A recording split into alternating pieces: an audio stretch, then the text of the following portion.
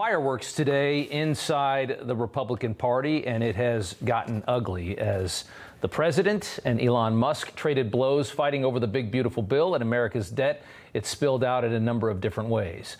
In recent days, Elon Musk, angry over no EV tax credits in that bill and also Trump's refusal to appoint his friend to head NASA, has come out against this bill, which will fund the president's agenda, including a wall, immigration money, and extending and expanding his tax credits, things that Trump voters really want to see.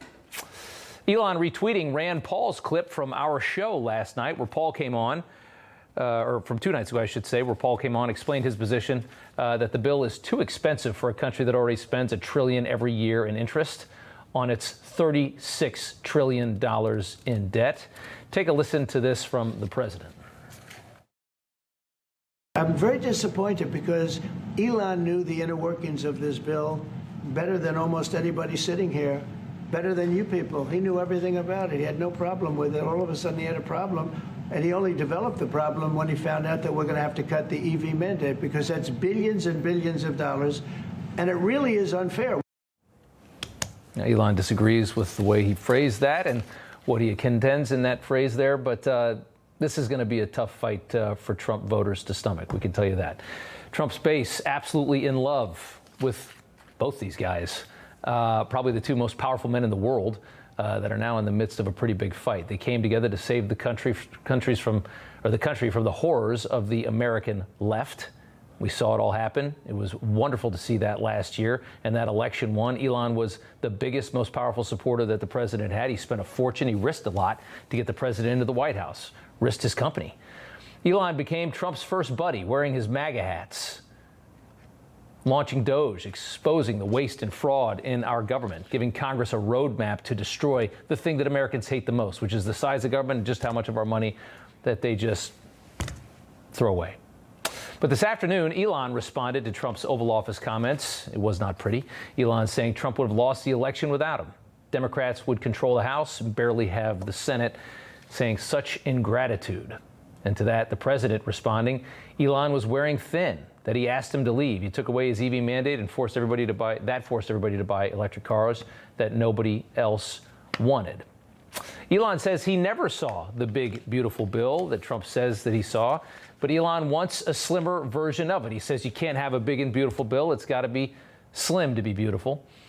Trump's team saying Elon and other fiscal hawks are dead wrong about how they see this bill, saying that this is doing as much as they can right now to cut down the insane spending of this country. Take a look. The bill is incredible. It's the biggest cut in the history of our country. We've never cut. It's about $1.6 trillion in cuts. It's the biggest tax cut.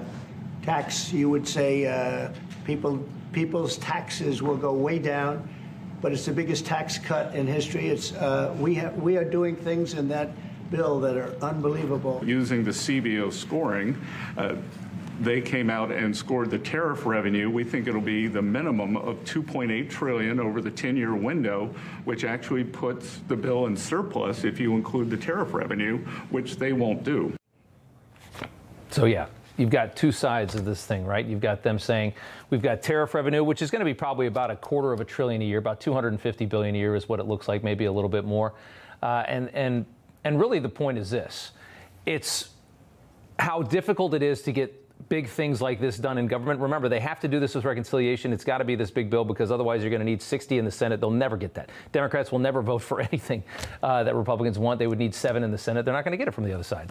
So they're saying this is as good as we can possibly do right now. You've got Elon and Rand Paul saying we want more. We want to slash government with a machete, which is a dream, right? That's what we all would love to see that. But the White House has to deal in the real world. And they're saying that they're not being reasonable.